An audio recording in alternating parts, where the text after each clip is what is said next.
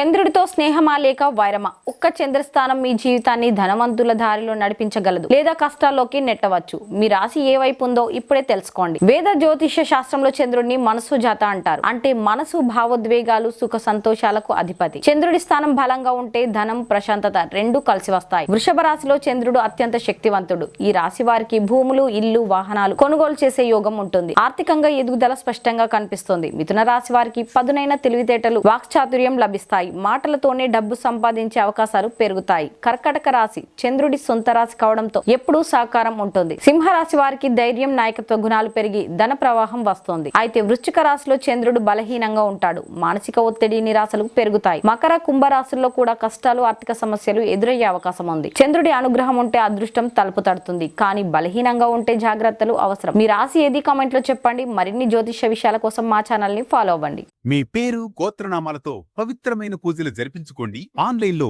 వేదమందిర్.com ద్వారా.